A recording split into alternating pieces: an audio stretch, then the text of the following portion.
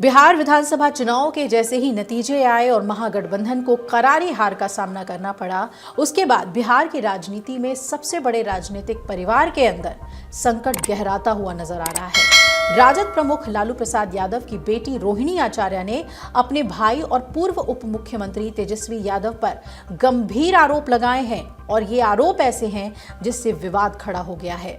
आपको बता दें कि रोहिणी ने यह दावा किया है कि उन्हें तेजस्वी और उनके करीबी संजय यादव और रमेश, जिनका जिक्र उन्होंने ट्वीट में भी किया था, उन्होंने परिवार से रोहिणी को निकाल दिया, यानी कि परिवार से दूर करने के लिए संजय यादव और रमेश ने उन पर दबाव बनाया। रोहिणी आचार्य ने कहा कि बिहार चुनाव में राजद की करारी हार पर सवाल उठाने के बाद उन्हें अपमानित किया गया।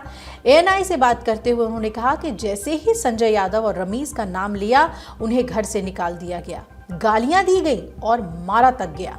उन्होंने ये भी कहा है कि अब उनका कोई परिवार नहीं है और जो भी जिम्मेदारी है वो तेजस्वी और उनके साथियों की है। नहीं, मेरा कोई परिवार नहीं है। अब ये जाकर के आप संजय, रमेश, तेजस्वी यादव से पूछिए, मेरा कोई परिवार नहीं है। वही लोग निकाला है हमको परिवार से, क्योंकि रिस्पॉन्सिबिलिटी लेना नहीं है उनको। पूरा दुनिया बोल रहा है जो चाणक्य बनेगा, तो चाणक्य से आप सवाल पूछिएगा। जब कार्यकर्ता चाणक्य से सवाल कर रहा है, पूरा देश दुनिया सवाल कर रहा है कि पार्टी का ये ऐसा हाल क्यों हुआ। अब जब संजय और रमेश इन लोग का नाम लीजिए तो आपको घर से निकाल दिया जाएगा, आपको बदनाम किया जाएगा, आपको गाली दिलवाया जाएगा, आपके ऊपर चप्पल उठा करके मारा जाएगा। रोहिणी के मुताबिक पार्टी की हार के लिए जवाबदेही मांगना उनके खिलाफ हो गया। अब कौन है ये संजय यादव और रमेश? रोहिणी जिन संजय यादव का नाम ले रही हैं वो तेजस्वी यादव के सबसे भरोसेमंद सहयोगियों में गिने जाते हैं। हरियाणा में जन्मे संजय यादव 2012 में राजद से जुड़े और 2024 में पार्टी ने उन्हें राज्यसभा भेजा। दूसरी ओर रमेश को तेजस्वी का पुराना दोस्त बताया जाता है, जिनका संबंध उत्तर प्रदेश के एक राजनीतिक परिवार से है। रोहिणी ने यह भी आरोप लगाया कि इन्हीं दोनों ने उन्हें राजनीति और परिवार दोनों से दूर जाने को कहा। संजय तेजस्वी की भाषा, राजनीतिक आक्रामकता, सोशल मीडिया रणनीति और चुनावी संदेशों को प्रभावित करने वाली टीम के प्रमुख सदस्य बन गए। तेजस्वी की शैली में आए बदलाव, उनके भाषण की धार और युवा वोटरों से जुड़ने की कोशिश में संजय का बड़ा योगदान माना जाता है। लेकिन संजय का बढ़ता प्रभाव ही राजद और लालू परिवार के भीतर असंतोष की वजह भी बन गया। संजय का ये बढ़ता प्रभाव राजद के भीतर काफी असंतोष दे गया। तेज प्रताप यादव कई बार उन्हें जयचंद कह चुके हैं। रोहिणी आचार्य ने पहले भी संजय पर परिवार को तोड़ने और दूर करने और अफवाहें फैलाने के आरोप लगाए थे। फरवरी 2025 में जब पार्टी ने उन्हें राज्यसभा भेजने का फैसला लिया तो कई पुराने नेताओं में असंतोष खुलकर सामने आ गया।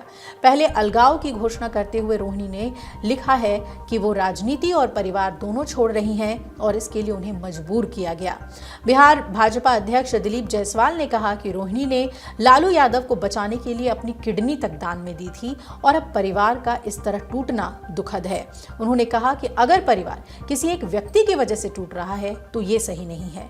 ये बयान राजनीतिक स्तर पर भी नया विवाद जोड़ रहा है। लेकिन आपको ये भी बता दें कि ये विवाद जो है वो उस समय सामने आया था जब बिहार चुनाव में महागठबंधन की हार ने राजद को सबसे बड़ा झटका दिया। 75 सीटों वाली पार्टी सिर्फ 25 पर सिमट गई, जो कि 2010 के बाद उनकी सबसे खराब स्थिति है। महागठबंधन 40 सीटों के नीचे आ गया और सरकार बनाने से बहुत दूर। तेजस्वी के नेतृत्व के बावजूद पार्टी अपनी पकड़ बरकरार नहीं रख पाई। लेकिन जब रोहिणी आचार्य, एक महिला, उस घर की बेटी, ये कहती हैं कि उन्हें गाली दी गई, उन्हें मारा तक गया, चप्पल चलाए गए, तो ये अपने आप में बहुत ही विवादास्पद बात है। क्या वाकई में ऐसा हुआ था? और अगर ऐसा हुआ था तो ये बेहद दुखद है। राजनीति में नतीजा चाहे जो हो, लेकिन किसी महिला के साथ ऐसा बर्ताव अगर हुआ है, तेजस्वी यादव ने अगर ऐसा बर्ताव अपनी बहन के साथ किया है, तो इस पर आने वाले दिनों में विपक्ष और भी हमलावर होगा। अब देखना यह है कि क्या रोहिणी आचार्य अपने जो आरोप हैं वो लगाने से रुकती हैं, उन्हें मना लिया जाता है, या फिर आने वाले दिनों में कई और खुलासे होंगे। अगर आप ये वीडियो YouTube पर देख रहे हैं तो हमारे चैनल को सब्सक्राइब कर बेल आइकन दबाएं और Facebook पर देख रहे हैं तो हमारे पेज को लाइक करें।